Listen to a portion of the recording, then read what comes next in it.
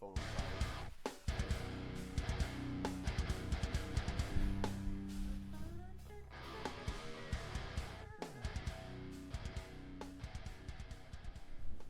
Well, here we are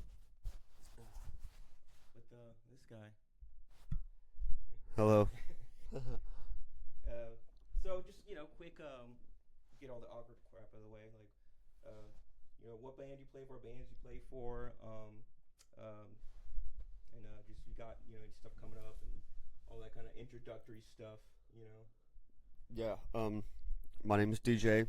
I play in a band called Drakon, and we've been together for like 3 years now. So it's been a right course. Somebody's trying to come right now. Perfect. I know. I'm gonna turn it off silent. Yeah. But anyways, yeah. I been playing this band Drakon for about 3 years now, and I was in an old band.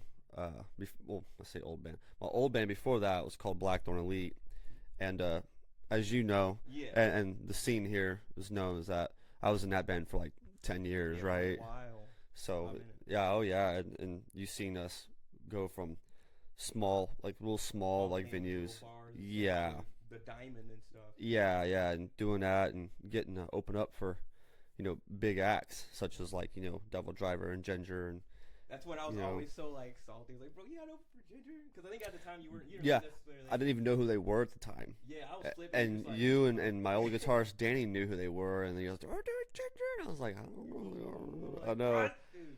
I'm oblivious over here, I right?" feel so sick.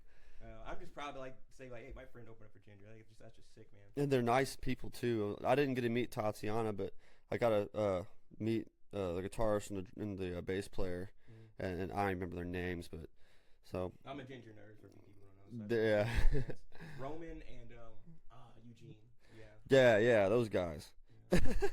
But they're really cool though. They're polite, and I was commenting on the guitar players' fan frets and all that, and Yeah, all I that. forgot they have that. Yeah, it was pretty cool. I So think I think it's the bassist. I don't think the guitarist had because the guitarist he has an OD guitar. I forget. It's like super like niche or whatever. I don't know. It's random, but yeah, I don't remember exactly what brand he had either. It looked like it was like some kind of an ESP or something, but that's also those guitars are really famous in our genre. oh yeah, that's like Yeah. a staple of the genres, the ESP guitars. Speaking of, what's this beast you got here? Yeah, so I picked this up a little over a year ago, I want to say, and I'm a big Metallica fan. That's Okay, yeah, I why. can definitely see that. Yeah, that's why especially it's 80s Metallica is what drives me crazy. I'm not even hating on them because it's just 90s Metallica and on just isn't for me. Their last few albums weren't too bad though, but 80s Metallica just is what really drives yeah. So, but a big James Hetfield fan, and I love the Explorer look, and I was looking for a white, like a cream white one like this, with the pick guard and everything still, but I couldn't find one that was like, relatively within my budget, and so I ended up getting this guy, and I just modified it. I got Seymour Duncan Black Winners in there. Ooh, those are nice. Yeah, and they're versatile too. I like how versatile they are because I can get cleans. From those pickups because they just seem like such. You hear Black Winter and then you think it's just gonna be super ridiculously high output. Oh yeah, which they probably are. They definitely are. You just wouldn't expect the neck pickup to, because I use the neck pickup for a lot of my cleans, and you just wouldn't expect the neck pickup to be like that. It's like no, consider Black Winter. But then again, I go back to thinking like you hear some black metal inspired stuff when they do their cleans.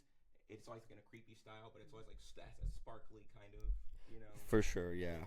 I've definitely found my way around black metal for a while there, and listened to some of the stuff they have, but yeah, the neck pickup on that's not that bad. Even going through because my rig I played through, I go through a 5150 too, and the clean tone is a lot better because the original 5150s and 6505s, the clean tone is garbage. Yeah, it breaks up real easy. That's not what those are made for. No, it's just balls to the walls, and they are great for that. But the 5152, I like it having that extra preamp tube to get a better clean sound out of it. And with that, it's actually not that bad. I'm like, oh, this sounds relatively well. Couple pedals here and there for your cleans, because you want to have reverb, delay, or whatever, chorus, or all of them. I have all three, so I like having that on that. But yeah, that's why I like the Epiphone. I like them a lot because I like the old like Gibson look. But I'm not trying to pay $2,500 for a Gibson. Yeah. I mean, this thing looks magnificent, man. I'm not gonna lie. I think it was a long time ago. You maybe first got it. I think you posted or mentioned something about it. I had to roast you for the old grandpa guitar thing, Oh, for sure. But the same, yeah, that's definitely, that's definitely not a grandpa guitar now. Yeah, you've always been much more ahead of the times than I have. I live in the past. So. Yeah, because I play like my whole like playing setup is entirely digital. I don't get me wrong. I love amps. I do, but. This is a long discussion we've had. We've had multiple discussions on it. Yeah, for sure. I'm the tube amp guy. My man likes the modelers, and they're both phenomenal. I love tube amps. They both are really good, But yeah, I'm running through that with the V30 cab, 4x12 Randall cab. I want to get an orange cab eventually. Just have to do it. But yeah, I really like Epiphone a lot because I like the old Gibson look, But in our later stuff, we're transitioning to more like 7 strings, and it's just so hard to find a 7-string like Epiphone. There was one I found, Matt Heafy from Trivium, shout out to Trivium. He's got one that I was looking at, and I wanted to grab it, but then, Of course, it's like... I found you, and you was like, hey, I got this Misha Mansour one. I was like, I'm a Periphery fan, so yeah. And so I had to get that. For the one, I sold my 7-string to a good person over here, because I gotta say, I love that 7-string, but at the same time, like, after having it for a while and kind of getting to know, my play style more, I realized the 7 just didn't fit me, which is why I got a baritone, which I'll show later. I'll probably pull it up or something, but yeah, and man, I'm glad you like it, dude. Oh yeah, it shocked me because the mid range is incredible in that thing. I did not expect that, and you were not lying about the cleans. Oh, dude. You were like, no, dude, trust me, the cleans on this. It's like, the cleans were addicting. Yeah. You just get lost. It's like so dreamy sounding. Yeah, well, it's like, do you remember that Walrus audio pedal you had? Oh yeah, dude. Dude, you and I we were back at your old apartment, and you and I would zone out. Hours. Yeah, just like watching you play, then I'd play. We just like we smoked a bunch of pot or something. Yeah. Dude, yeah, man. I kind of regret selling it, but at the same time, I think that's what I was honestly like, I was being a little, I'd say, leaning too hard into digital, just because I was like, I don't know, I think I was in one of those phases, because that pedal was awesome. I thought you were gonna grab it at some point or something. I think they still make them.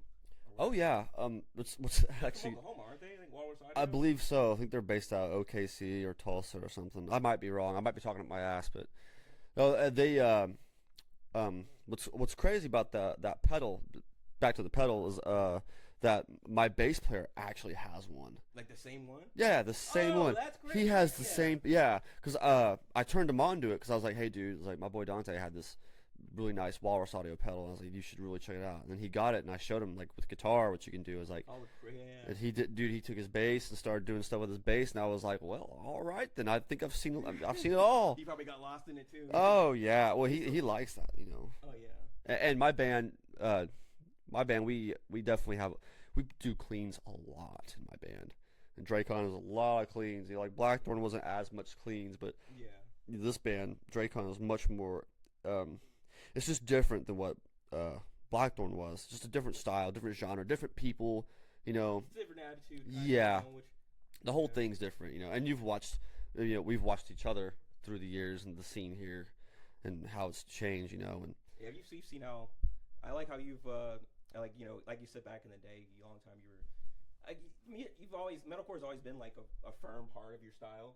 But it's like seeing like how everything over time, like all of our influences, it's like with your influences that you've been influenced by other bands and stuff, has kind of like molded it slowly over time into what it is now. I've kind of like gotten to watch that. It's really interesting. Yeah, which speaking of influences and genres, man, I just got shout out to all the hardcore bands. Because that's been influencing us both like crazy. Me, like, dude, they're taking over. I'm happy for they it. Are. I've always like liked it, but like I think first we got to say, man, I think Knock Loose definitely has a big thing to do with that, Yeah, they're definitely, those guys are on fire. And remember, we went and seen them live with Gojira, and like just phenomenal. Like the crazy thing, and if you guys any of y'all like Knocked Loose fans end up watching this, don't hate me. But at first, I couldn't stand them. I didn't like the voice. Like I thought the riffs and stuff were cool. I just couldn't like. I didn't like the voice. But me and him went to go see them with Gojira and back like 2022 of like April or something. Yeah. And I remember just because they went on before Gojira, and I remember it was just different. Hearing them live changed the whole thing for me, and ever since then I was a massive fan. Yeah,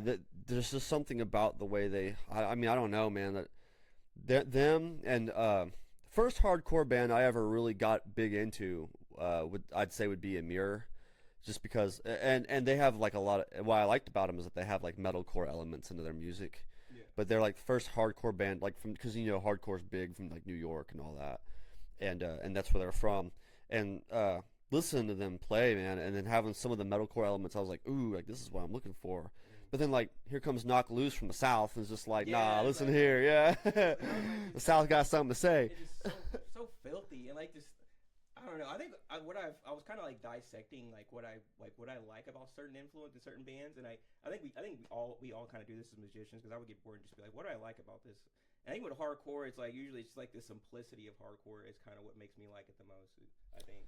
Yeah, they're not like they can have an off time like signature or something, but it's still like the riffs are usually quite simple, and I think you have to have a particular drummer for a hardcore band too. Like you want a drummer that's not gonna like always utilize like one thing. Again, I'm not knocking on black metal because I love me some black metal, but I noticed that's blast beats all the time. Because hardcore, I think that's the thing. I think that's what led me towards like really because I already like breakdowns in general, and I think you'll understand is that I think with hardcore, the thing we were talking about it beforehand, like last night or something, is that with hardcore there's like a space aspect. I think that's what makes it kind of especially with the drums. You don't want to have them going crazy, but when you want the drums to come in, they just boom. Yeah, no doubt. I think that there's just something about the way they. I don't know, their drum tone too. Yeah, it's different. It's not like a lot of I've noticed a lot of newer up and coming metalcore bands. I don't know a lot of them, but the ones I have seen, it's like they all have the same like snare sound. And like you listen to Ginger, you listen to Ginger's drums and their snare is just so different. You listen to Gojira's snare, it's so different. Knocked Loose's snare, it's just different. It doesn't sound like that dubstep kind of snare that a lot of metalcore bands have had, like they're newer. Not naming no names because I don't want to get shot at, no fire. But I think it's what it is. Sorry, but no, you're good. I think speaking of like the snare, I think one thing that's been coming back, and it's weird. I think now I can kind of have the words to say it is that how in the '90s Metallica came out with that album where they got roasted for the snare. Oh, you're talking about that was back in 03. And it was Load or Reload. No. You're talking about that came out in like 03 or 02. So I think I would have noticed a lot of new metal bands, especially I think Knocked Loose did on their most recent album. Is they're basically taking the Saint Anger snare because how it just sounds like. And they're using that instead. And I'm not going to lie. I like it. It fits. Because it just makes you, it just like kind of, you hear it, just kind of like, you put it in the right way, if that makes sense. Yeah. I like, I really like the emotional element they put in their music, too. Yeah, dude. I mean, because, one thing that's for sure about hardcore bands, especially Knocked Loose in particular, is that, a lot of the lyrics and a lot of the mood is very much so it's dark. Oh yeah. But that's metal for you though, because I feel like heavy metal. It's true. It's just that's the only way you could put it. It's just there it is, and there's a lot of bands that write about weird stuff. I mean System of a Down, that's one. They're like serious but goofy at the same time. But then you take a band like Knocked Loose or Amir, Amir's first like 3 albums are like breakup songs. It's like all it is breakup songs. But you feel you're like, oh yeah, you're like, oh, yeah. Yeah. So. Yeah. Oh man. What was I gonna? Speaking on that topic, right? I mean, because I get brain farts on this thing all the time. I was gonna say something and then, what was it with the song? And it's gone. There you go, folks. ADHD. Sorry, guys. My boy, he's ADHD. I'll remember it in like 10 minutes. What were we talking? It was the. What were we talking about? It was the bands Knocked Loose and all that. Hate Breed. Breakup songs. Yeah, it's gone. I'm trying to get it. It's gone. What Oh, I was gonna outside of music, I see you like bikes and stuff, man. What's up with that? Oh yeah. Um, I grew up around a lot of that kind of stuff, motorcycles and all that, and I just always kind of had this thing. I don't know. There's something about it. It's got this like this bad boy element to it. Yeah. I like intense things though too. Though Yeah. that's my music is intense. I definitely I look intense with all the. So I've always been into really intense things, and I like the fact that, like, a motorcycle just feels so. A particular motorcycle. I'm a Harley guy. I know. Don't crucify me. But Harleys, Triumphs. I like Indians. I Feels like a freedom Nortons. aspect to it, too. Yeah, something like that. It just has this. I don't know. You just feel tough, and it feels good, and like that you're sitting at a stoplight, and you got this Harley just that gallop from the cams, and I can't deny, like, I'm a car guy, but I love, man, your bike sounds great. A good bike always sounds good, man. Yeah, I really like it. I've had that Harley for I think like close to 3 years now, and it's just been solid for me the whole time. I love it. Yeah, I feel like motorcycles and heavy metal kind of go hand in hand too, especially like Harleys. I think anything not mainstream motorcycles. I mean, like, you look at like Judas Priest. Rob Halford coming out on a Harley Davidson, revving it up loud in front of like 10,000 people. And they're like, or I think there's even the death metal band Deicide. There's like a music video of him chasing Jesus on a Harley. It's like, jeez. Yeah, the black metal bands in Norway are like, oh yeah. Yeah, if I had, man, if I had that, I should have moved that over here because I would look that up right now and just to see. Yeah, it's brutal, man. For all you got death metal fans out there, you all know who Deicide is. They're probably like the big four, and yeah, they're pretty. It's weird because they're like black metal, but they're death metal from Florida. Yeah. And that's where death metal really populated is Florida. I've never really got into Deicide, but I respect them because I hear a lot of the bands that I like were influenced by Deicide. Yeah. Stuff, so like I understand they had a massive impact. So. Dude, it's weird for me is like some of their albums I definitely play favorites. I think Once Upon a Cross is my favorite album. It just something about the recording of that album, and it has just the tone and the drums, and it's just a classic, very, very classic death metal album. It's kind of like popping in a Cannibal Corpse album. Back when they had like Chris Barnes, even with Corpse Grinder, because he's pretty much like the OG now.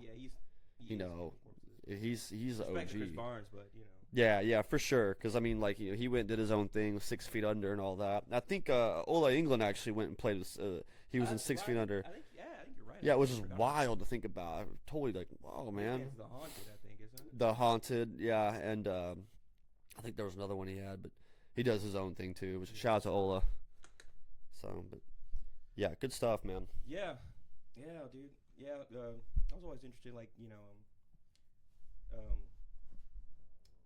I'm gonna ask, like, let's see, it's asked like a stereotypical, like, corny question. What was the first riff you learned? Oh man, I'd say that when I was like, I want to say I was like 11 or 12. I think I was 12.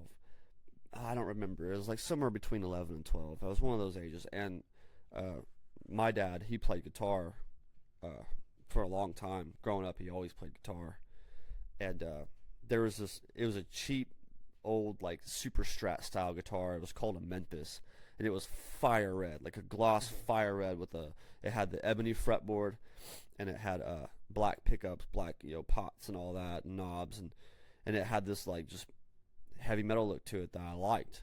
And I'd pick it up here and there and just kind of mess with it, but I didn't have any idea like how the guitar itself like worked, Just kind of pick it up. So I was messing with it, and my dad was like, "You want to learn something?" And I was like, "Sure." So he taught me how to play "Smoke on the Water" the wrong way.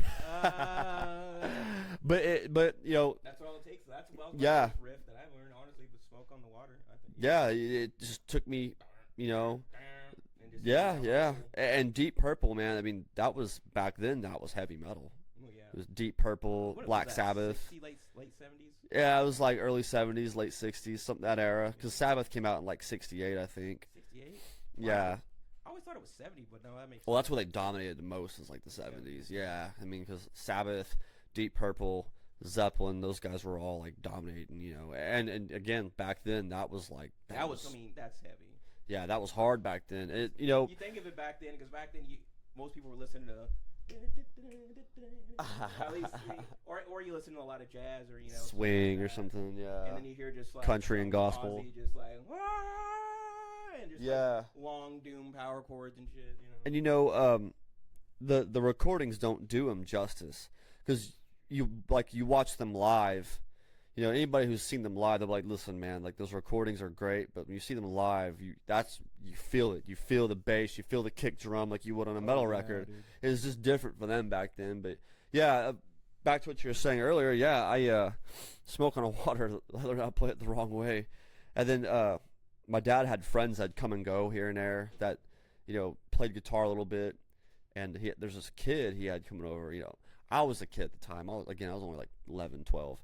And this guy, he was probably like 19, and he was staying with us for a little bit. His name was Sean. I never saw him again, but he was from Kremlin, and for those of you who don't know, who aren't from Oklahoma watching this, Kremlin's is a little shit-ass town outside of our shit-ass town. So, but he was from Kremlin, though, and he's seen that Fire Red Memphis that I had in my room because I was playing it, and he started playing Crazy Train by Ozzy on it.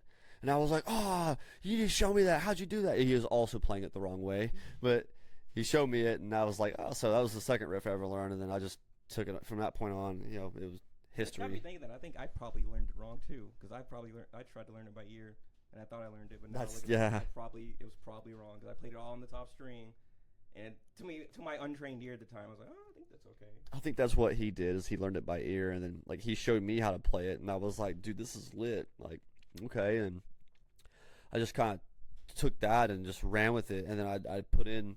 And I was very ignorant of everything back then, so I didn't know like the essentials such as like tunings. I thought there's one tuning. That's what I thought, right? Everything's tuned the same. Everything's E standard, right? That's what I thought. Yeah. Even though my guitar is totally in like D standard, and I didn't know.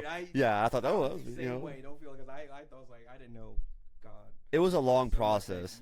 Because once you get comfortable, it's like, why do I need to change for? And then you break out, and then you start learning different tunings. I remember the first time I learned drop D, I was like, oh. And to us now, we're like, that's cute. Yeah, that's cute. Oh, drop D, because over here playing sevens and baritones and yeah. Oh, dude. Making nasty riffs and recording, But I remember I was like, I don't need. Why would anyone go below drop C? You don't need to. And I'm just like, yeah, it's like, I have seen it. I now understand. Forgive me for my ignorance.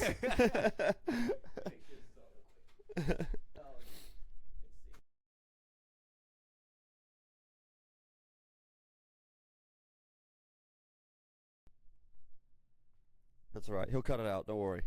Yeah, I will, honestly. He'll cut it out. Don't worry. It'll all be gravy. But yeah, man, when I first learned drop D, man, I was like, oh, and it changes everything. So. Yeah, dude. Yeah, drop D. I mean, speaking of, what's weird is a lot of times like I'm sure you might understand this. Back then, or even to now, I get sometimes people want to ask me like, oh, can you teach me some things, a guitar? And I always tell them like I can't.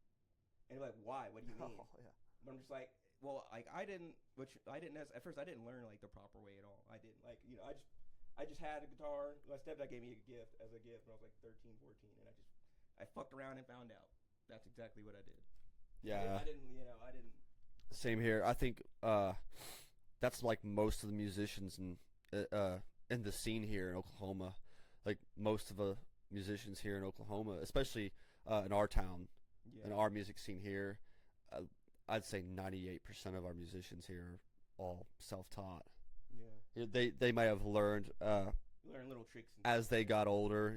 Maybe after a few years of playing, they went and maybe learned some theory or something. Billy Beck's one. Shout out to Billy Beck, finger picking goods. Yeah, he's just very technical and one of the best blues players I've ever seen in my life, ever. And absolutely, he's also talented in other styles of playing, like classical and all that. Because he's really good at playing with his fingers. That's what he mostly plays with, his fingers. Yeah. I cannot do that. No, I'm not real good at playing my fingers. But, it's also not really in my genre. Now I know I could branch out and do more. Like some Toast and Bossy stuff. Yeah, and my guitarist, Evan, which we talked about this, and he's really good at doing the hybrid picking, where pick and play with these fingers too. I want to learn it so bad, but I just get frustrated. He's so talented at it. He is, man. Evan's so talented at it, you know. He's really talented at that, you know. But like my precision, my right hand's got a lot of precision. I'm really good at creating chugs and the endurance in my right hand, which is why I think I'm just a better rhythm player for this band, and I prefer that too because I gotta sing too, you know. Yeah, trying to do technical leads where trying to sing is exactly, you know, and not everybody's Matt Heafy from Trivium. Yeah, another Trivium shout out, you know, or James. Honestly, if you don't like know, like he's kind of underrated because like for some of the music you hear from Trivium, like if you're like really into like really heavy stuff, you might not ever like listen to it often, but that guy is talented as shit. You ever get on his Instagram or like his when he streams or whatever? I watch him sometimes, yeah. Dude, you ever see where he's just like shredding some solo and then he's like singing, he's not even looking at the fretboard? Not even, bro. It'll be like, it's like, what is your problem, Matt? Why? What is your problem, dude? You're just so. Doing sweeps and he's just like answering the questions. I'm like, yeah, dude, he's a monster. That guy is a fucking monster. I just click off. I'm telling, it's like I'm just gonna quit now. I'm just gonna break my guitar, Matt. Thanks. Nah, dude. Speaking of Matt Heafy, I seen you guys Trivium when I was 15. I seen Trivium live for Mayhem Fest, and you know all about Mayhem Fest. Yes, that was my first big concert. And for those of you who don't know, Mayhem Fest is a thing that happens. They don't have it no more, I don't think, but it was a metal festival where they had like 12 bands playing like one setting. It's kind of like Wacken. Oklahoma, hot oh yeah, but bro. god damn was it fun though. It and 15-year-old me went and seen Trivium live.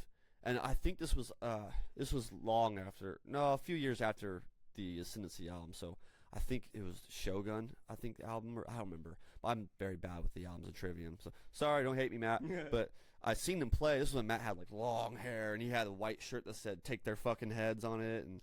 And their bass player got in the crowd and he was running around the pit. And me and some guys got to help him get back on stage. And I actually have Matt's pick. It's somewhere. My dad's got it somewhere in this box full of shit, you know, along with the Joe Satriani pick that I got. But I have a Matt Heafy pick somewhere, and I just want to shout out to you, Matt. You guys were the shit, man. 15-year-old me ate that up. They were so sick, dude. They were badass. Would you say that's like the best concert you've been to? That was the first metal show I've ever been to in my life, right? And I think you can relate to me whenever I say this. I've been to so many concerts and shows. It's almost hard to compete. But I tell you, one of the best shows I ever went to. There's a handful that were just But I would say Korn was one that. Korn. Yeah, out of all the bands, Korn, dude. I went to see them. They played all their old stuff, all their 90s and early 2000s. They played like all that, right? They sound huge live. I've never heard it was insane. Well, this was also on the big main stage at Oklahoma. And so they just had top tier sound. And I mean, they were just, and their whole performance and the stage props and shit, you know, they were awesome. Because that same day I seen Hatebreed, Corrosion of Conformity, Asking Alexandria, In This Moment, and they were all great. They were all really good. I was actually shocked with Asking Alexandria. Like, Danny was a fucking monster, but wow! I was like, okay, well, there that is. But yeah, Korn was one. Cannibal Corpse was another just sick band. That was at the same Mayhem Fest we were just talking about. Was it the one? Oh yeah, the one you were 15. Yeah, where I saw Trivium at. Yeah. Dude, man, that's still a band I want to knock on the list because I remember what year did you go to Mayhem Fest? Because I went when I was 19, I think. I was 15, so this was sometime in like 07 or 08, 09. Okay, yeah, I went somewhere in that area. I went in like 2013. I remember that was my first big concert ever, and I think I've told you the story like multiple times where I was like, we walk in, but you kind of showed up late. It was like 3 o'clock. Sorry. Wasn't Slipknot there? Yeah, it was Slipknot headlined it. That's right. Honestly, I think I've seen Slipknot 3 times. Slayer was there too, though, weren't they? Yes. Yeah, that's right. Yeah. They belong on Mayhem. And I think who was opening? What was it? Was it? It was a date. No, it was. Was it Killswitch? I think Killswitch was on like a side stage. They were there whenever they were on the main stage when I saw them. Yeah. So I wouldn't be surprised if they were back. And our buddy wanted to go look in and like go see him. This is my first big concert, right? I've only like been like small, maybe like 20 people max. So we walk in there. We kind of get towards the middle of the crowd, and I'm excited. And then first, they start the first song. Within 30 seconds of that first song, someone's getting carried out with a bloody nose. And I was just happening. I was like, oh, so we're here. This is real. right? Yeah, dude. I remember that's fucking. It's the what's the word? It's surreal when you see how intense it can get. Mm-hmm. First time I ever seen a mosh pit, Mayhem Fest, and I want to say it was Job for a Cowboy. They were playing because it went Whitechapel and then Job for a Cowboy, all their mains, Trivium, and I was watching Job for a Cowboy, and Johnny Davey, the lead singer, was like, he was just really intense looking, and I was like, geez, dude, and I was shocked. And at the time, I was 15, and I think those of you out there can understand, I was like kind of in this weird like emo phase, right? Because I had like the black skinny jeans and eyeliner on and black hair and a striped hoodie. But like I listened to like metal bands, like heavy metal bands too, though, right? I didn't really, because I never liked bands like My Chemical Romance or or Fall Out Boy or whatever. It just never got. I always respect them for what they are, but it was just never really. It was just always like, it wasn't for me. It wasn't hard enough. It wasn't like gritty, and I like that gritty shit, and I used to make fun of when I was a 7th grader. There was these girls I had in class. I used to make fun of them for, they had a My Chemical Romance binder, and I'd make fun. Oh yeah, he's a twat. I'm not gonna back it. I'd be a dick. I'd see a chick would have some of that stuff, and I'd just be like, don't make her mad. She'll cut herself. Yeah, just being an asshole, I feel, man. I was a dickhead as a teenager. No, it was rough though. Like seeing that pit, like it was a big old circle pit, and then I just mustered up the courage when All That Remains came on. I ran, in that circle pit. And I just started because I was like, man, I want to do that, And I was like, I don't want to like not do that. And I was 15, so I just said, I'm by myself, because my aunt on my mom's side, her husband, Sam, I went with him. He took me. And then my old singer of Blackthorne, Josh, rest in peace, Josh. He was the one who had my ticket, and I seen him and his brother, and we watched Killswitch together. But I went back, I came out of that pit, and I seen my uncle Sam, and I was like, oh man, I was in that pit down there. He's like, yeah, I figured you're in a mess somewhere down there, And Sam was always really cool. He was like, hey man, he's like, not your dad. He's like, just I'm not sure, I'm your friend. So whatever you want to do your thing. Just be just be good, And I was like, hell yeah, and I didn't have to stick by nobody's side or anything. I just roamed wherever the hell I wanted to, And we had a designated area to meet up, but. Getting off topic, but we ramble. That was intense. Yeah, we ramble. Yeah, especially whenever when I used to drink. Oh yeah. Yeah. I still think I was worse. I was especially when because I was like if you guys. You'd ramble till you got stoned, then you're in your head. Oh yeah, then I would just get anxiety. That's what it does. That shit gets That's why I never really smoked weed after I. Dude, because I'm like, ooh. Because back then, you remember back when I was like I wouldn't unless I didn't really know you at all. I probably wouldn't talk to you much unless. Yeah, you're reserved. Because I did have. It was kind of like anxiety too. It's a social thing. Alcohol. Yeah. Everybody drinks and then everybody just kind of lets their inhibitions go away, and then. I just turned into a yapper after that. People just become really open. Yeah, they're just really open, And shut the fuck up. Or someone don't talk about my special interest if I'm ever drinking around me, because I'm like back then. At least back then. I would not stop. Ears be bleeding. I don't drink too much anymore. That's actually, you know what? That reminds me. I'm just doing that to make sure it doesn't stop kind of like it did last time. Which reminds me, on the topic of sobriety and stuff, how are you dealing with that? How's that going for you? I know you've been sober for quite a while. Yeah, whenever you doing stuff like how my old band Blackthorne was doing it, you kind of get. I think a lot of guys can relate, especially people who were in famous bands in the 80s. Yeah. You get exposed to a lot. And you're young, and I was young. I was in my early 20s. And I was doing Blackthorne when I was 18. But we're doing shows. I'm early. I'm 22, 21, 20. And I'm doing these shows and getting to open up for these big bands, and then people, they treat you differently. They you walk through a crowd. I remember whenever we opened up for Hell Yeah, or just any of those bands at the Dime Ballroom, those big bands. Yeah. And I remember just the security lets me go through the gate. I'm like, hey, and the security, they open a gate for you, and you're walking through, and then this, I'm telling you, the sea of people, you got like 700-800 people. They just split, and then people want you to take pictures with them, take pictures with their girlfriends, their wives, their girlfriends are like all and you're like surreal. and you're just like gee, and everyone's wanting to buy you shots and drinks and get you fucked up and like. And so you get in this like high, where like you can't be touched, and so I was stuck on that, and I didn't really get real sucked into hard drugs. Like I never got like heroin or meth or nothing. Pulling Nicky sticks. Yeah, no doubt, I didn't get in like cocaine or anything. I did cocaine a couple of times with my old guitarist Wade, but it wasn't really for me. I was always a pot guy. I loved to smoke weed and fucking drink. Those were two things I love doing, and I started smoking a lot of weed at the end there. But, I experimented a little bit with a couple of hallucinogenics, here and there. But, yeah, when I got sober, though, I was 25. I had to, man. It just wasn't good for me, mental-wise, like mental health-wise. Everybody gets to a point, you just know, it's like you got to, like me, like I can't say, like, at least right now, I'm completely sober, but over the years, it's, for me and my experience, I realized just kind of eventually realize you're just kind of there's something that you're running from, or like that there's something up here that you're trying to fix. You don't know what it is yet. Yeah, it for me it was like I had this mentality. It's just for me, I just thought I was bulletproof. You think you're young forever. Yeah, you're young, you just think, You just when you're young, you think you're gonna stay young. Reality doesn't really set in until it does. Whenever yeah. Right about 25. Yeah, that's damn. Never thought of it that way. Yeah, no, you got a point. But let me tell you something about my boy here. Every once in a while, he drops a bombshell of wisdom, and you're just like, damn.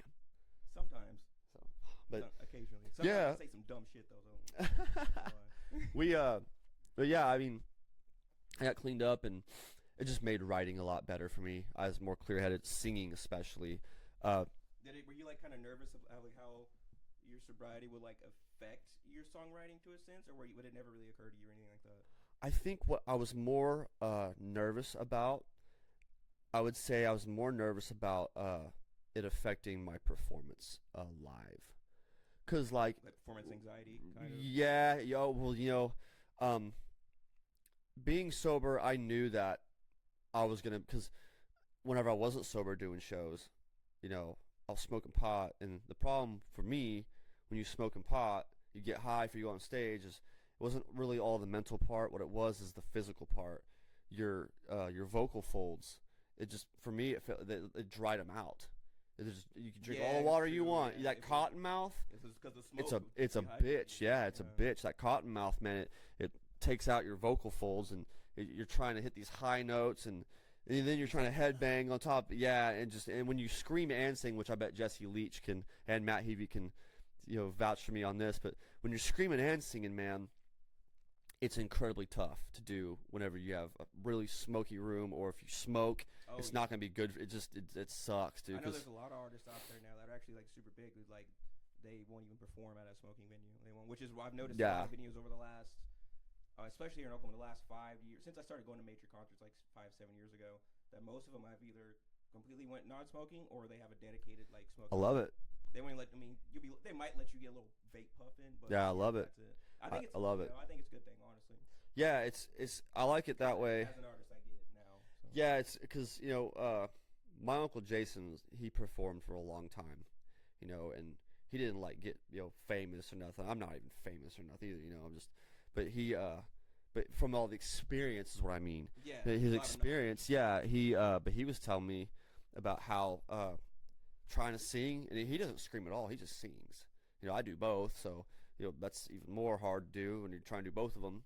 But he's singing only, and he's like, man, you get into a smoky bar, you try singing. He's like, after like, your first set, you're like, dude, like, yeah. And you're dying, and like, especially when it's like super. It will a lot of times it won't even be like cigarette smoke. It'll be someone just lighting a fat ass joint.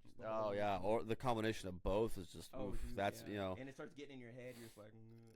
Yeah, that's another reason. Like, I just did not like having that. Like, but yeah, back to the original question though was the being sober. The only thing that I had it did nothing but help me.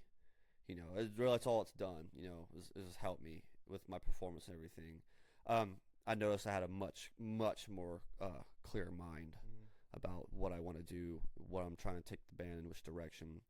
And Blackthorne eventually broke up in 2020, and then it's just what it was. Just got tired of it, People change, things grow. Yeah, that's all it was. I'm nobody's fault. Not blaming no one. It's just what it is, what it was. And I still, one of the members of Blackthorne is actually in my current band. My old bass player Eli. He's the drummer. So, and I still talk to them. My old drummer. From Blackthorne all the time, see him, everything. Sometimes around town, I'll go somewhere. Like I think I was over there I was doing a gig at the, not like a show gig, but I was a chef for a living, but I was over there at the Stride Center, and they gave me like a tour of the place, and I saw you guys' banner up there, like they had like the actual like whole banner. And I was so proud. I was like, dang, bro. Yeah, that's right. You guys are the only band, the only metal band ever to have played that. Yeah, the Stride Center in town, man. That was like right after it opened, or shortly after. Yeah, that was insane because that was the stage that all the big bands that came down and played. Like, and I'm not talking like metal bands. Like, they fucking had like Reba, was the first Plain White Tees, Alice Cooper, Alan Jackson. Like all these famous musicians played there, and then like a bunch of fucking no-boys from the hometown, get to play there and whatnot, And that was epic, dude. I was like, man. Yeah, that was huge. There's still footage online I found of us playing. When I was in Denver this last few weeks ago. I was hanging out with my uncle and my cousins, and I was like, y'all want to see some cool shit? Check this out right here. And the crowd, sea of people, big fucking stage, like, oh, that's you, EJ. I'm like, yeah, that's me, man. I think that's the proudest moments I've ever, I think both of us have ever had. It's just like metalheads, and not just Enid, but I think in Oklahoma for just for that, man. That was some of the stories that come with those shows too, like that. Speaking of that Stride Center show, my sister started a pit there, but she punched somebody though. She didn't just push someone; she just socked somebody out. I remember who it was, but she socked somebody out, dude. She just fucking clocks them in the face. Like, I don't know. She splats their nose, dude. Poodle. Yeah, just bam. Next, I didn't even see her do it. I just see this fucking sea of people start moving around. Wasn't her foot broken at the same time? That was at the Attila show. Okay. Yeah, it was. Yeah. Like, you really just knocked someone out with a broken foot. Shout out to my sister, dude. She's crazy, dude. She. Yeah. No, that was insane. Though she was like, no, I broke this dude's face, smashed him in the face, and had a big old pit breakout, and I was like, geez. I think she was in like platform shoes or something. Yeah, you know how she is. She likes to wear platform shoes. She loves to dress up. Yeah, that's her thing, man. So that's her thing. Yeah, that's what she does. That is, yeah, dude. I forgot. I must have been outside or something.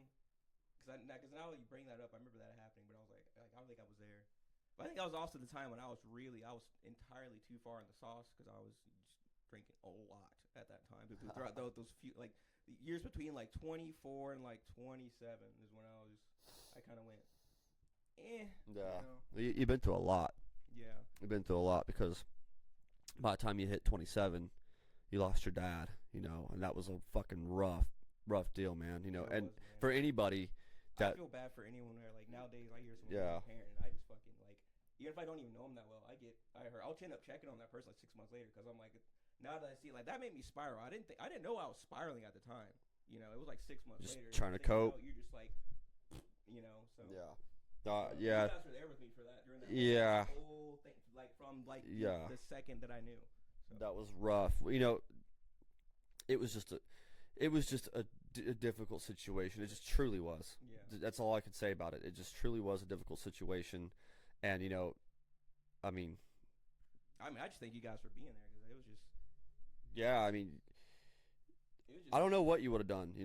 All you could do is cope. And I think though that you've come a long way though from it.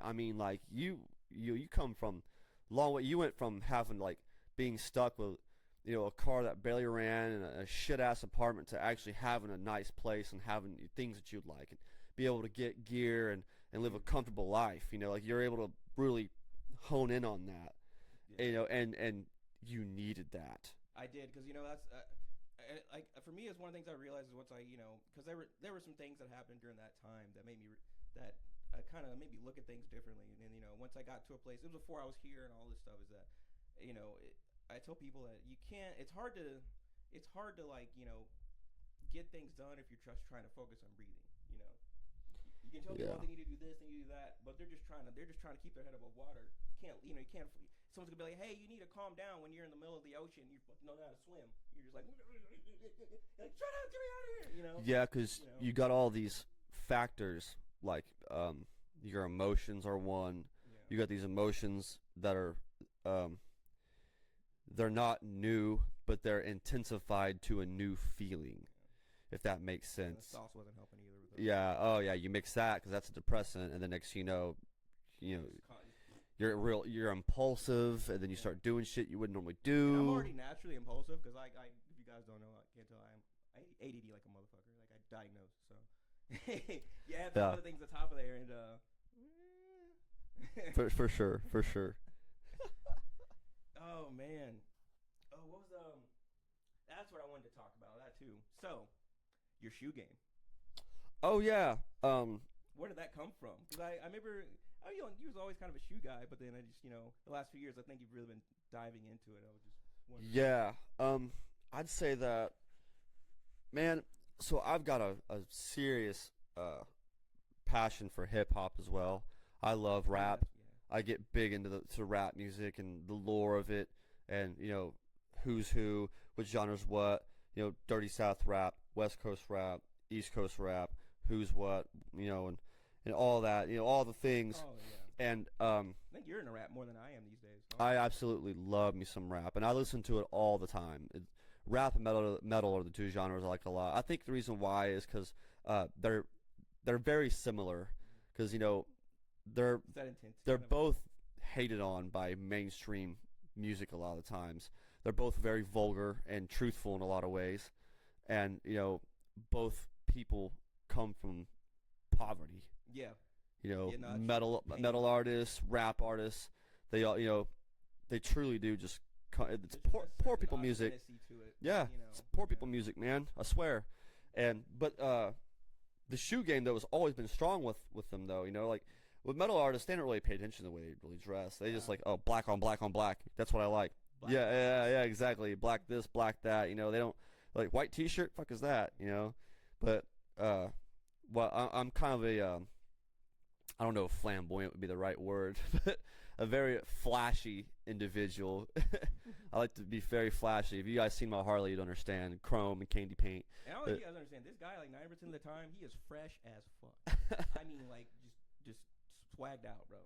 But you take care of your stuff though. You meticulously take care of like your shoes. Oh yeah, and stuff. Yeah. It's a piece of clothing. Very well. You gotta wash it, and you wouldn't wear the same underwear, right? Without washing them. So that's the same thing with your shoes, But yeah, I started getting real big into Jordans because I just love the colorways. I love the look, and my dad was real big into Jordans and Nikes, Air Force Ones, all that. He likes high top Nikes and from the 80s and all that, and 90s. And then I just got, and growing up, when I went in elementary school, that was a big thing, was, just basketball shoes. Everybody, all the boys that had some kind of basketball shoe on, whether it be Air Force Ones or, Rydell's or Reeboks or Iversons, or Kobe's. Like, there was a lot of these, everyone had just had basketball shoes. And so, I had, basketball shoes. Now, I didn't get my first pair of J's until I was about 19. I got the low Yin Yang lows. But I had Air Force Ones there for a while. First pair of Air Force Ones. I was always so scared to wear like any kind of like Air Force Ones because they were white. And it doesn't because I liked them, but I just couldn't. Like, I have a bad thing. Like, I can't take care of shoes. Yeah, fuck them up. Yeah, fuck them up bad. I didn't know how to clean shoes either at the time, which I learned from you. Well, yeah, I didn't start getting that till later, till I was 30, 29, somewhere in that area. But I first pair of Air Force Ones I ever had, I was about 11 years old, 12. I think I was 12. With the J's, bro? Yeah. Well, they were Air Force Ones, but yeah, they were sick though, and they were a pair of 2003 baby blue and white Air Force Ones, and they were highs. They were high top with the buckle, and you can't find them no more. No. I should, and I fucking trashed those shoes because I was a kid, And if I would have kept them, they'd be worth a shitload of money now. They were sick. They had the blue. They're a university blue, right? Like a Carolina blue, and they were sick. I remember like going to school And here's the crazy part. Y'all gonna hate me for this shit, but I bought them for $5. $5.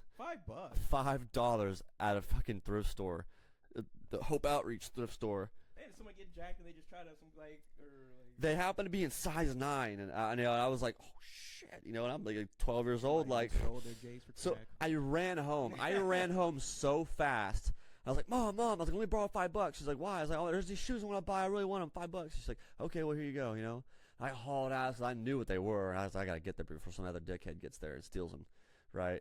I got there, they were still there, and I was like, yes, bought them. I put them bitches on, and I replaced the laces though, because back in the early 2000s, this, bands like Limp Bizkit were just really thriving, and the thick, fat shoelaces. Oh yeah, the kids had it in the skater shoes too. Janko jeans. Oh yeah, dude, I threw those I had some Carolina blue fat laces that I threw into those fucking Air Force Ones and just set it off as a kid. And in school, you were just dude, I glided into school like the boogeyman from Powerpuff Girls. What about that chick you like? Oh yeah, dude. No, I was pimping, dude. Yeah, I know, bitch. But yeah, that. Long story short, though, yeah, that's kind of where I grew up around that, having a strong shoe game. My dad always had a strong shoe game. He was always all about style, whether it be like really nice Converse, because he used to wear like bright blue Converse or black Converse, white Converse. I started liking Converse because your dad was wearing them all the time, and honestly, for a long time, I thought they didn't exist, but he wore them all the time. I was like, what, I kind of want a pair. And ever since then, you remember, I think after a while, I started just buying, before some BS happened, I had 9 pairs of fresh Converses. So. Oh, dude, and I had Converse there for a while too. I didn't have a lot of them though. I only had 2 pairs. I had a black pair with red striping on them, and then I had a red pair with black laces. Those were sick. I set them up, but I hardly ever wore them, and I just quit wearing them because Converse, they hurt my feet now. They do. That's the problem with them, because they are kind of flat-footed. Yeah. Which, let's say for these, I like these. These are honestly the best pair of Converse ever bought. These like boots, kind of, but not boots. Yeah, they're like a leather kind of thing, too. That's something I don't know why it took me so long to learn. I was like, why do my feet and stuff always hurt? Because I would go to work and stuff, and some places would just let me wear my Converse, and my feet and back would just be in pain after 3 hours. I'm like, oh, duh. Yeah. No foot support in those. That we're fucking old. No, that too, yeah. I get up in my fucking, it sounds like I'm a fucking one of those skeletons you get at Walmart, yeah. It just. Yeah. But yeah, that's really what that was like. The start of it all, though. Those, I'd say, would be those Air Force Ones, man. Who do you like rap wise, or who you listening to these days? Who's you blasting to say that's more recent? New artist wise? Yeah. Oh, 21 Savage, definitely one. Didn't he put out a new album recently? I'm not sure. I'm kind of behind on him. I like 21 Savage. I like 21 too. Big fan of Young Dolph. I fucking hate that he got shot. It's bullshit, but I like some Young Dolph. I just think he slaps. Him, Key Glock. A lot of Dirty South rap for sure. I really like. I also like Jid, J-I-D. Jid's hard. Yeah, that dude's yeah. I listen to a lot of what I have heard, I've enjoyed. Dude, so much talent from that guy. So much talent. He's just so talented. And young Kendrick vibes in a way, kind of. Yeah. Kendrick Lamar's another one. Yeah. I love both those guys. Yeah. There's a lot of Dirty South is my favorite genre. My favorite rappers of all times. JID's one. Project Pat and 3 6 Mafia. I was gonna ask. I think I forgot to ask you one because with 3 6 Mafia and Project Pat and all that. Are you also are you into Suicide Boys at all or? I think that I like their beats and their music are really on point. I'm not real big on their. It's not even their flow either, because they're really good. Their phrasing. It's just the tone of the voice. I'm just not big on. I could get that. And they're fucking huge too, though. That's the thing, is they're huge. Everybody loves them, especially white people. Yeah, my buddy got me into Suicide Boys. I think it was 2020. I knew about them before then, but I didn't really get him. It was right after the pandemic. My buddy got me into Suicide Boys, and I liked them a lot. And at first, but it took a while because I was like, they're dark. Yeah, I liked it. Well, dark and ambient. Which I went through a lot. We've all been through shit, so that's kind of obviously why I liked into that. But I just remember because at first I couldn't understand what it was, and I roasted my friend because it would be a song playing. I hear. Yeah. Also, they're also from the deep south, though. Yeah. By Project Pat. Are they from? They're from Louisiana, or is it Memphis? I think they're from New Orleans. Louisiana. Yeah, I thought they were from Louisiana. I say New Orleans. The two white boys, isn't it? Yeah, Ruby and well, I think it's more. I think it's. Dude, a lot of the kids like them a lot. Yeah. Because, like, working at Chili's and all that, a lot of teenagers will come there and work, you know, seniors and juniors, and they just eat that shit up, man. They love that shit. And it's weird because there's this weird mixture, and I'm an old head, right? But there's this weird mixture of, like, it's like goth and rap together, you know, and people like Lil Peep, I think, are like, yeah, well, yeah, that's and part of Suicide Boys, they're like, yeah, like, what came? Oh, this was after the SoundCloud era, but what came after SoundCloud? it's weird because they dress like they listen to Typo Negative, but then like they bump this gangsta shit, and I'm like, but then you know this is same era. We're in the same era though, because like whenever we were kids, you know, everything was divided in a certain way. There was no there was no country rap. No, that wasn't a thing yet. No, there was no country rap whenever we were kids. Which, you know, it's kind of weird just having seen all this blending, but at the same time, I'm really like happy for it, even though I don't. Some of it, listen to it. Some of it is like okay. There's early depictions of it trying to happen. It's kind of like, you know, white rappers didn't really become like really prevalent until, and I'm just gonna say it because it's what it is, but Eminem. Yeah, Eminem. He's the reason why white rappers. Yeah, Eminem. He made him cool. And then who was else right around that time? And the fucking Beastie Boys. Yeah. They also were another group that was like first white rappers to be cool. Too, wasn't it? Yeah, late 80s and early 90s. I think it wasn't as common because like. Yeah, because they slap, man. Beastie Boys was shit. Hip hop, unfortunately. Oh yeah, well, you know, it's their reality was a lot different than because everything was segregated still back then. Because you know, 1988 is whenever I'd say like rap really, well, gangster rap. Because there was rap before that. You had guys like started with like Ice-T, like way back in the late 70s. Them and NWA. Because you still had like before all that, you still had guys. I think like Big Daddy Kane was rapping. Tone Loc, I think, was another guy that was rapping in like the 80s. And then you had the rap that's like the 60s hip, the hop, hip, hop, hip. Yeah, that stuff. You know, with the old like. With the bass guitar and you know. Yeah, you know, and that was the shit back then, you know. That was stuff that you hear at like a basketball game, you know. Oh yeah. Like back in the 80s and shit, you know, seeing Jordan and Space Jam and all that, you know. But like I think that a lot of the new you have to really search in any genre. You have to really search for good rappers, you know, but for new wise, modern rapper wise, cuz there's so much that's been done. But back to what I was saying about the early depictions of that though, like country rap. It's like when Eminem had beef with that one guy, Everlast. Everlast was. He deceived a lot of people. He ended a lot of careers, man. Yeah. Everlast was like doing the country rap thing, and Eminem was like, "Well, country rap record sounds good," you know. It's like, oh, that was pretty harsh, but he's kind of what he was going for, though. He was doing like country and rap together, you know, trying to mix it.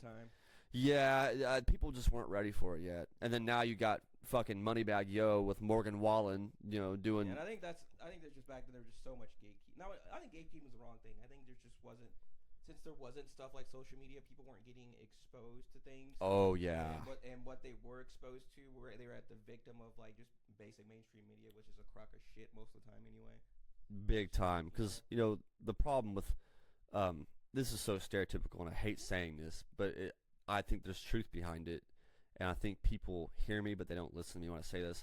I really think social media has like, it's damaging when you're exposed to too much of it. Oh, I agree. I completely agree. You know what I'm saying? Like, if that makes sense. People, like a lot of people, for reference, a lot of people don't know this. I'm a computer guy. Like I'm an IT guy. I went to school for it and stuff. People don't understand. Like, oh, we see these things on there. Like their view that they see. This is tailored by a mathematical algorithm. It's based on how much you look at. Even if you just pause it, you comment, it starts tailoring things based off that mathematical algorithm for you. And next thing you know, your whole feed is just your little box. But you think it's the world, you know? Yeah, and you know, it also like people get the personalities off that shit. I mean, I get some of my shit off there. I'm not gonna and I get it, you know, but it's like some of these people, dude, just like it's damaging because one of the issues I'm having that I've been seeing, you know, it's ruined a lot of dating. Now, not all dating, because I want to be very clear about that. Very unrealistic expectations. Yes, for both sides, because like absolutely. The problem is there's a lot of lonely single men out there that are praising these girls that they're pretty, but they're not beautiful. And so, and even the beautiful girls are like all getting like an ego the size of my crib, and it's our fault why they have it, and like so they feel untouchable, you know. And also, you're in this weird era where it's so easy to get canceled for fucking anything. And it's like, geez, man, you know, like it's almost to the point. Like, I think social media, and this is another stereotypical thing I hate saying, but it's made people very comfortable with being disrespectful without getting fucked up for it. Yeah. You know, and because, you know, back in the day, it's like, we ran the fade, bitch. Yeah. Like you said what about my sister? Or you said what about my bro? Or you know, it's like, and men and keyboard warriors, man. yeah, there's a lot of that, and people like, are just so sensitive. I grew up around that same time, and like and I've been like on the internet and like shit since like the 2000s. So for me, like I can tell the difference between someone's just trolling or when they're saying shit. Like I just ignore it, you know. But also, I'm not gonna lie, I have been known to troll. Well, that's why there's a certain like, you know. That's why I like comedians for. Yeah. That's why I like comedians, because they don't give a shit. They don't care. No. You know, like you remember watching that? Fair. That's did you ever what? yeah. Make fun of everybody. Yeah. Did you ever watch? The Dave Chappelle skit where he talks about the LGBTQ movement? Oh yeah. Dude, and he just went on him, and it's like, fuck, dude. It's like nobody's. That's the thing about comedy. It's what's funny is that nobody's safe. They don't give a shit, you know. Yeah, it becomes a problem when you only start doing like making like you only say certain people can, you know. Yeah. Because like I think that's one reason shows like South Park are still on the air to this day, because they don't care. They're going to make fun of absolutely everything. You haven't made fun of something that you might have done yet? Wait. Your time's coming. Oh, dude, yeah. Truth. That's why they're able to go on. That's why. Comedians, dude, they don't give a like Bill Burr, fucking fire. Chris Rock. Fucking you see him, and I'm not trying. You know, again, I'm not hating on you, Will, because I think you're a fucking great actor. And I love it. But dude, you see him when he went in on Will Smith, dude? Oh, I think I saw Chris Rock was wearing all the white. It's on Joe Rogan's podcast. Shout out to Joe Rogan, by the way. It was on his podcast. I think he was talking to Adam Sandler about it or something. And like, jeez, dude, it was just like fucking. He was quiet for like a whole year about it after he got hit. Yeah, after Will slapped him, he was quiet for a whole year, and then he just comes out. Drops it, dude. I'm telling you, he comes out. He drops a whole fucking special on Netflix. Oh yeah, dude. He was Chris Rock. He's got the all white outfit, and he just goes in on Will, and you're just like, well, it was deserved. You knew I was. It's like, jeez, man. So what do you expect when you do that to him? Like, you just gave him material for ever. That's dude. And then like, not to bring this guy up either, because he's also very controversial, and I do like a lot of his content, but he's controversial. But fucking, I was watching a video of Andrew Tate the other day. Mm-hmm. And he was talking. I love me some Andrew Tate. I think sometimes, I think honestly, he does say some out of pocket stuff, but a lot of times I think he's just funny. I think he's doing it for. Say some true things, which people are gonna probably gonna, you know. Oh, dude, yeah. There's a lot of truth to what he says. Most ridiculous things. I think they're obviously ridiculous. So I'm like, okay. Him and his brother have a lot of really like serious like. It's on point. Like, yeah. Like what I was talking about. He's a troll. I think shock value is why he says something. Exactly. Women are property. Oh, they got them. What? No one ever said that before. Why do you think he said it? To get attention? You know, well, maybe it's to get attention, but it's the shock value. Fuck with you. You know. Yeah, no. People do like the same thing in music. Like I remember. I mean, even I've done the same thing with some. Like I'll release like a random single. Yeah. I'll just give it the most ridiculous title. There's one day I put one out and it was called Sadism. Yeah. Right? Yeah. Did it work? Yes. Yeah. Well, you know, it's fucking. Or like Slayer.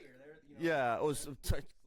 What about the song from Cannibal Corpse? Stripped, raped, and strangled. Oh yeah. Like, gee, I come blood. Like, fuck, you metalheads out there know what that is. Yeah. You know, so yeah, it's like Andrew Tate. I saying, oh, women are property. It's like, if y'all clearly have never listened to a Cannibal Corpse album, Butchered at Birth, where there's babies being slaughtered on their fucking. I know some people will judge and be like, you guys like to watch these brutal ass horror movies.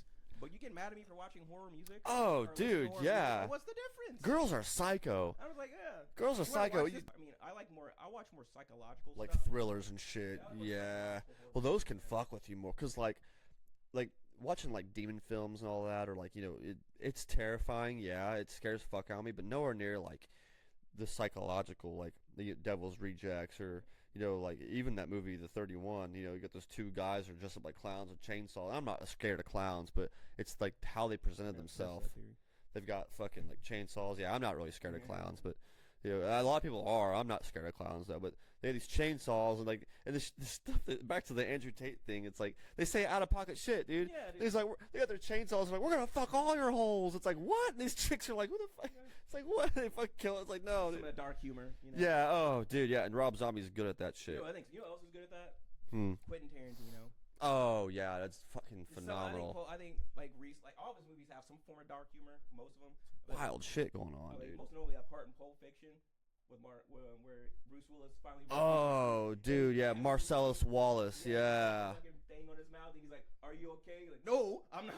Yeah, pretty fucking far from okay. Fucking far from okay. He's just like, okay. Oh yeah, dude, he saved him though. He's like, "Are we cool?" He's like, "Yeah." Movies, I really people give them shit, but like I mean, it's because there's just off the wall like things that you would never. Ever, it's like a 1 in a million chance of encountering. Like, what are the odds of you getting tied up in the bottom of a pawn shop? A sheriff comes through, he's in on it. They have some fucking weirdo in a gimp suit tying it up, and they're raping the dude who's trying to kill you. And you're like, and then like as you're struggling, the gimp guy's laughing at you. It's like it's almost so crazy that I don't think any like human could like randomly imagine this. So I'm like, it might have some truth to it in some form. Oh yeah. How you know? Well, there's definitely like a. There's probably a story that someone you probably took and you just kind of went. Did you ever watch the movie Blade?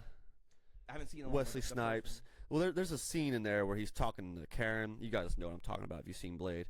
And he says, "You better wake up. The world you live in is a sugar-coated topping. There's another world beneath it, the real world, right?" He's like, "If you want to survive it, you better learn to pull the trigger." It's like, yeah, my boy, yeah, Wesley Snipes speaking some facts.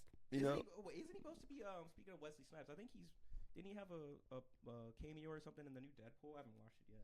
Oh no, I haven't seen the new Deadpool either. Watch that, man. Yeah, I don't know. I remember last time I was talking about Wesley Snipes was I was at the bar, I was working. And there was supposed to be a fight between him and Joe Rogan that was supposed to be scheduled, right? And they never got around to doing it, you know, and things were different. And but they were talking. This guy was asking him. Joe had a guy on. I don't remember who it was. He had some guy on his podcast. He's like, "Who do you think would have won that?" And Joe was very honest. He's like, "I don't really know." He says at the time, he said I've been a brown belt for like 8 years or something like that. He was already trained in jiu-jitsu, so I think that. Wesley, from what I know, doesn't have any training on the ground. So I think that, and Joe also was a really fucking good striker. Oh, yeah. Really good striker. Really good striker. But he's a black belt in jiu-jitsu, and that goes a long way. So I think in the end, he would have probably taken Wesley in the fight. But haven't you been training as well? Yeah. I train out. Shout out to Shamat Jiu-Jitsu. That's where I train at. But yeah, I've been training there for a while. I was training on and off this year. I had a lot of off-the-wall things just happen, you know. Remember when you got that big old shiner? Yeah, well, I had a retinal detachment in my left eye. Oh yeah. Where I had to get surgery on it. That was crazy. I'm glad that went well. Yeah, it put me out for like fucking two months and some change, and I'll go back and train eventually. But as you know, I'm in the process of getting a house and all that right now. I'm in the process of getting just making moves that were for a better future for me. Time-consuming moves. That's all it is. Yeah, I mean, you know, you got your place, you've moved before and all that. So I'm in the process of moving and doing things. But I'm the plan is to get back into it because I want to be able to get my black belt. Now, I remember you doing that for a while. You're trying to get me to do it, and I was like, you know, at the time, I wasn't opposed to it. I had just too much shit. I try to encourage everyone. You know, I shout out Shamat because. They're a great school. It's a great jiu-jitsu school. You learn. It's a good form of exercise too. And yeah, and I hate lifting weights. I hate lifting weights too. Boring, you know? For me, lifting weights are boring. You know, and where jiu-jitsu, it's like this is a real life situation that can most likely happen. Like it'll happen all the time, and it makes you pay attention to it more. Yeah, and it's balls to the wall. Like it teaches you how to. Joe Rogan said it perfectly. It teaches you how to restrain and control a 100% non-compliant human body. Yeah. Like they're really fucking trying to get away from you, you know, like he said, and it's like, yeah, I mean, and then honestly, yeah, it's more important that people think you're never going to be in a situation like, you know what, you might not. A lot of times you're not going to need to have the strength to knock someone out. Yeah, and you know, a lot of metal musicians train in fucking jiu-jitsu. I know, well, not jiu-jitsu, but I know Dave Mustaine. He's got 3 black belts. He does? He's got 3 black belts. I'm not sure in which ones. I'm not sure if it's jiu-jitsu or not, but I know he's been doing MMA for a fucking something like that for shouting out Trivium again. Fucking Matt Heafy, dude. He's a black belt. What? Yeah, black belt in jiu-jitsu. Like that makes sense dude, being a musician and also that it's a discipline. Yeah, well, I think musicians are more because it's an art form, and musicians are really good at art, and I think that's why a lot of musicians. Because Dave Grohl, I think, is a black belt and some shit too. And fucking a lot of guys are, but what's oh shit, Matt Heafy, training with Matt Brown. Matt Brown's a fucking animal in the cage, dude. He's a cage fighter for UFC, and he was an animal in there, dude. I mean, I've watched him fuck people up, and but he trained him and Matt Heafy trained together, did some shit together. And it's awesome. Yeah, dude, Matt will fuck somebody up in a one-on-one fight, dude. I did not know that about him. Yeah, dude. I follow him on Instagram, so I see a lot of his posts, and I've seen the post where he got his black belt, and it was like, dude, that's so sick. But dude, if you look at Matt, look at him on his Instagram. He's fucking shredded. Yeah, he is, dude. He's fucking shredded. His arms and like his chest, he's just fucking shredded, dude. Like he looks. It's like, jeez. I remember when I saw a picture, I remember like he posted something. I remember seeing it. Just like, because with it on, just kind of like my size. Honestly. Yeah, because he's lean. He's real lean, but he's shredded though. And like you watch those videos of him, he's got that fucking dumbbell weight that he's swinging around all the time. Oh yeah. He's always doing it. Like I think they're on tours or some shit. He's always doing it, and like he's just, you look at him, he's shredded, dude. He's fucking shredded, and like he's just, yeah. Matt Heafy's, yeah. I would. That is a interesting specimen. Yeah, you don't realize how helpless you are until you get a black belt in jiu-jitsu gets a hold. Even a blue belt or a brown belt in jiu-jitsu, purple belt, They're just gonna stop whatever. They get a hold of you, and it's like, because I've trained with blue belts, and I can hang with some of them. There's some of them that beat me, but there's some of them that I can hang with really well. But like fucking purple belt or more, literally, it's literally a wrap. Literally, yeah, you're done. They're gonna snap you, make you take a nap or make you tap. So yeah, see, I don't know too much about MMA, but I know I realized just when I would have periods where I would go and watch it a lot or try to pay more attention to it, and I noticed that a lot of the people that would end up winning, their fights usually had some kind of some strong background in like jiu-jitsu usually. Yeah, you have to. Hardcore strikers. You have to, I mean, like even the hardcore, like Conor McGregor, for example. You gotta have some kind of. Conor McGregor is an excellent counter striker, right? He's just, you watch him and Sean O'Malley, another great counter striker. They're just good strikers in general, but like they even have ground game. Yeah. Maybe like they may not be as good on the ground as other competitors in say the UFC. When it comes to the ground, but against most people on Earth, Conor and Sean would fucking kill him, dude. Yeah. I think Conor's on the roids now. I don't know. I'm not sure. I haven't really. So, oh yeah, he's big. I think he was like 185 there. Yeah. Some people were saying he's on the roids. But he's I don't big. know. I'm just saying. I'm just joking. Do I know for sure? He's big. He did get quite bigger. With Sean O'Malley's not the same. Sean O'Malley, I think, fights at 135. I think he's 135 pounder and he fights. And did you see that fight he had with Aljamain Sterling when he became champion? I watched clips of it, but I can't remember. Dude, he did the same move Conor did. Fucking step back, big right hand. Conor's southpaw, but big right hand, bam, took Aljamain out. And a lot of people were like, the ref could have kept going. Man, I think he stopped him. Probably, yeah. Aljamain was trying to, he wasn't out cold, but he couldn't defend himself very good against it. Sean was just fucking hammering him, dude. Like it would have been worse. And I'm not saying Aljamain can't make a comeback because he's tough, dude. That dude can fight. But that last guy that Sean fought, I can't remember who it was, where he lost the title to. Mm-hmm. Sean, I think he just didn't look as good in that fight. I think he had some injuries from training that happened. I don't know the full story, so I could just be talking out my ass. But it's hard to remember right now. Also, yeah. You know what? Did you watch that? You watched that trash freaking Jake Paul fight?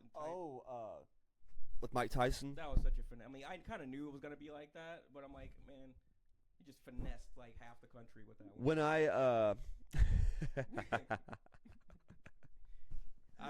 will not be finessed again. Not happening. My boy here is like, I had hope, but I was like, my boy here's like fake news. Man, yeah, I'm just like, man, I go on.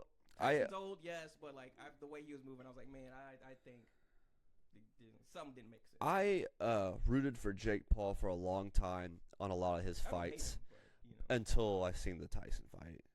when I seen the time, because I was like, clear, like, I was like, all the haters were like, no, he stages it, whatever, it's fake. And I was like, nah, dude can really fucking fight, dude. He can box, but he can really fucking fight. He really fucked those guys up. But then, like, I seen him with Tyson, and I seen Mike Tyson come out in that first round, and he held back a lot. And there's like rumors. I don't know if it's true. Again, I'm not trying to talk my ass, but I heard that there was rumors that there was a contract between them, was that Mike couldn't throw certain punches like uppercuts and shit. So I think it was World Star Hip Hop actually allegedly got a hold of the script. I remember posting it. They got a hold of like a fight script and posted it that night. And I posted it on my Snapchat. Really, about it like being staged or something? Yeah, like how it was supposed to go down. I think it was like, it wasn't entirely accurate, but it was like kind of close, like eerily close. Once I seen that fight, that's kind of when then I looked back at all his other fights, with the exception of one with Tommy Fury. I think he legitimately lost to Tommy Fury. I think Tommy Fury really was trying. Even though Jake did get the one knockdown, Tommy Fury did outstrike him. But, you know, I look at the fight like with Nate Diaz. Watch that fight. Watch Nate Diaz and Jake Paul fight, and then I want you guys to go and watch Jorge Masvidal and Nate Diaz fight, which is long after the Jake Paul fight. Yeah. Watch that fight. Watch Nate Diaz in that fight. Because Jorge is fucking dangerous. Dangerous. Jorge will fucking kill Jake Paul. I don't give a shit, and I'm not hating on Jake. Jake Paul's next fight's going to be? So, I don't know. I haven't followed him. Honestly, I kind of... Probably going to fight Joe Biden. So It seems like a pretty good match. Yeah, I seen this post. 20 mil. I was scrolling through the wormhole on Facebook, and I seen this post that said, Jake Paul really inspired me. I went to my local old folks home, and I'm now 0-7. But yeah, like, you watch that fight, dude. Nate Diaz was relentless on Jorge, and Jorge had some great shots. It was an awesome fight, but Nate did not stop. He kept getting in his face, was punching. You watch his fight with Jake Paul, and it's like Nate didn't even take it serious. He's like, whatever, you know. It's like, yeah, just saying. Yeah. I mean, you know what? I mean, in a real fight, Nate Diaz will fucking annihilate Jake Paul. There was a way I did the math in my head. I was like, it makes, like, you know, I'm not gonna sit here and say that Jake Paul probably, like, that he can box. Like, he probably beat a lot of professional boxers. I think he can box. I just don't think he can box against guys who've been doing it their whole life. Yeah, and also, like, with the way I overanalyze things, honestly, it's like, you think about it, if they were paying people to fight, right? Well, that's why they pick certain fighters, because they know certain fighters, they're gonna have to pay a fighter, right, to lose and essentially lose.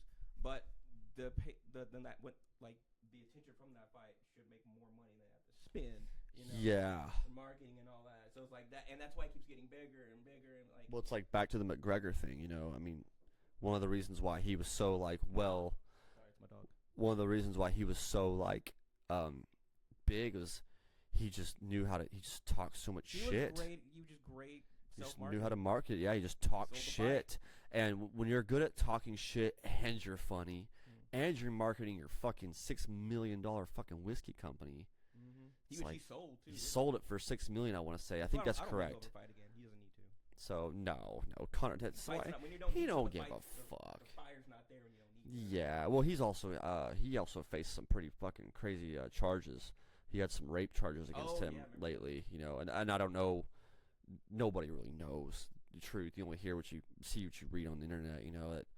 I think he got found guilty of something, but they made him pay a fine or something. He didn't do like no time or nothing. I don't fucking know what the deal is. But I do remember hearing his wife's all behind him. She's like, my husband didn't do that, you know. And she's a damn good wife. She takes care of Connor. She fucking does a good job taking. And he took care of her back. I mean, she's set. If he ever fucking died or something happened to him, she has everything she ever needed. Yeah. So fuck yeah, she'll back him. Generational wealth for a while, right? His kids, his grandkids, his great-grand, they're all set. What I like about their story, though, is like he really is one of the rags to riches fighters. Yeah, came from nothing. He was a fucking plumber in Ireland, and kept fighting, and his wife supported him. Same woman the whole time. Yep, and she supported him through all of it. And one of my favorite moments is whenever he became, I think it was when he became double champ.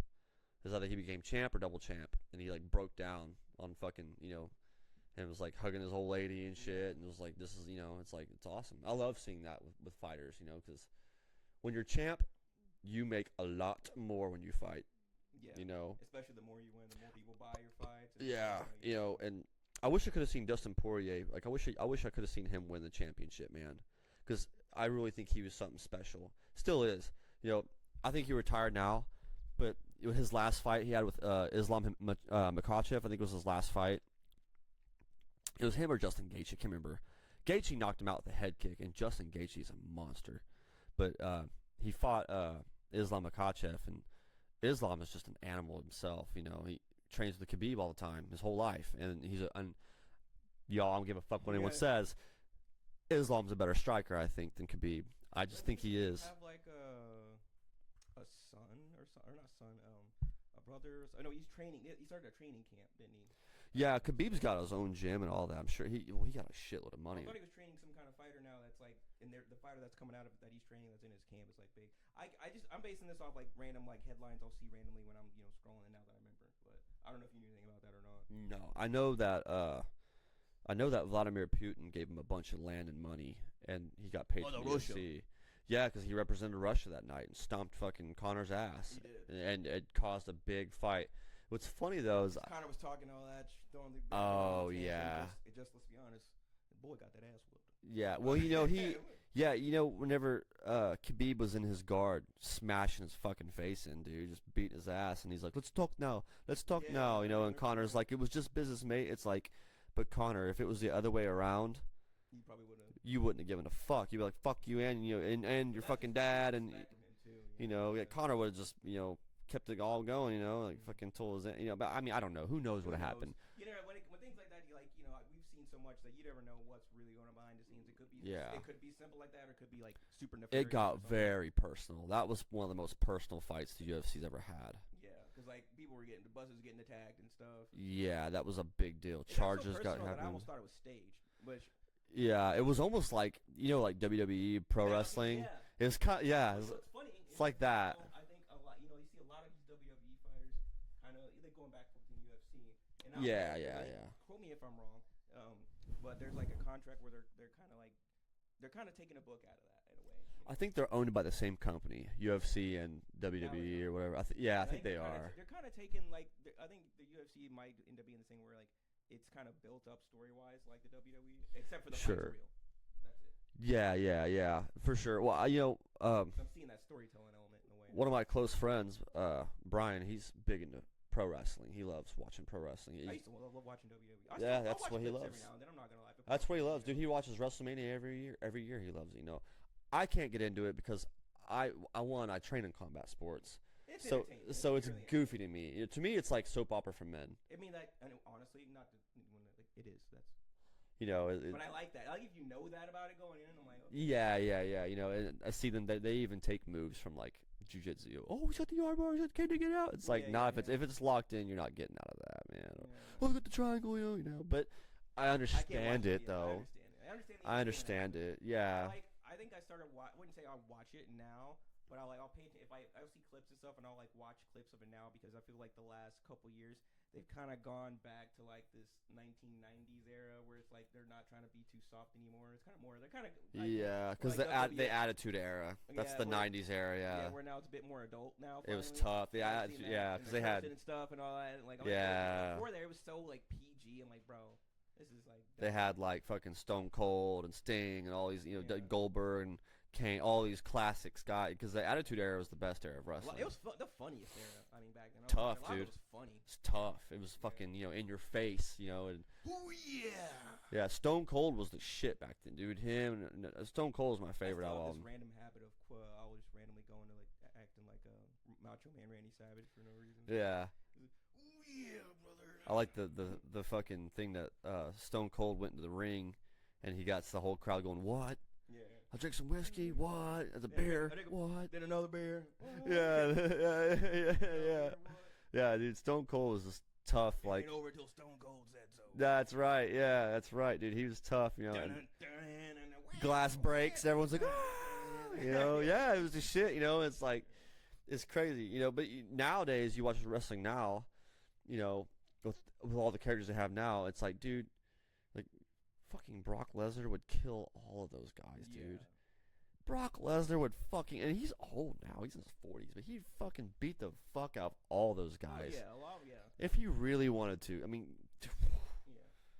fucking really Brock. But also, I can't like deny like. Ronda Rousey would smash all the girls too. Oh, yeah, that's obvious. I think it's also still, even if I think a lot of them, if they aren't fighting, it's still a lot of athleticism. You know, they still train. Like, you know, they still train. That's why they're so. Yeah. Still training. You know, Rhonda. I want to say she's black belt in judo, and I think she's a black belt in jiu-jitsu. I think it's like. I think she just had a kid. Jeez, you know, yeah, she's with another UFC fighter, Travis Brown. Yeah. I think they're married now. I think. She's actually. I used to watch her stream. She used to stream a while back. Like she played Warcraft and stuff. She's actually like a super nerd kind of. Yeah. Which I don't know why it's random, but I just thought it was cool. I always thought she was so fucking hot. She's so bad, dude. Even in the fighting, like. Something about a chick that could just destroy me. Even like when she's dressed up, you know, in her UFC gear, just like, oh. I like slightly feeling threatened. Like she could kill me if she wanted to. Watching her, like, I know, dude. When you watch her get on top of like her opponent and like her back arches, you're like, shit. Stop it. Sorry, Rhonda. I'm not trying to disrespect you, you know, but you know, fucking, I'm just a nobody. But you know, goddamn girl, you were bad back then. You still are, but yeah. I'm done. Okay, I'm done. Travis, don't kill me. Oh yeah, so I think last thing, because I think just in case my thing should, let me make sure this is on. Yeah. Sorry guys, he's got lots of editing to do. He knows more about it than I know. I'm sorry, I was gonna show this too. Just because I want to see it. That's the baritone. Bam. I'll probably do a video for that later. But so just one more time for everybody, what kind of stuff you got coming up. Shows, all that stuff, or anything they should be on the lookout for. Yes. So again, I'm DJ. My band is Drakon, Drakon. You find us on social media, Instagram, Facebook. We have an album that we dropped last year in June. It's out on all platforms: Spotify, Apple Music, YouTube, all that. We were supposed to play the local bar here, sports pub, but we ended up changing that up because of my eye. But we're playing there this Saturday coming up, January 11th. We'll be playing there. So was it 417 North Grand, I think? Yes, that's and 9:30 is when it starts. As far as future shows go, I don't have a whole lot lined up yet because got some music in the works, possibly. Yeah, well, working with 7-string stuff and all that. Sure, yeah. So sure have something eventually. So yeah, we're gonna probably work on some of that tonight whenever we practice. But yeah, that's just really it, for now. But if you guys follow me on social media, DJ Zumal or Drakon, we'll keep you updated on what all's happening and exactly what it is we're doing, and that way if you're interested in coming to a show or you want to see us or whatever, you'll have the dates and know where we're at and whatnot. So I want to shout out to my boy here too for having me on his podcast and getting to talk and all that. And the first one, so we don't really have too much of like this going on in our hometown.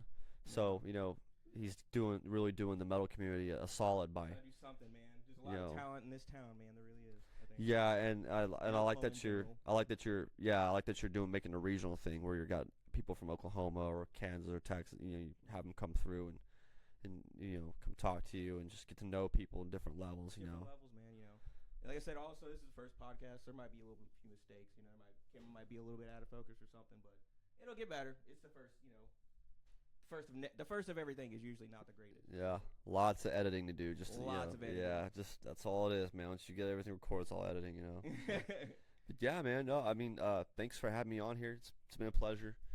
So just figured, just keep things cordial. Yeah. There we go.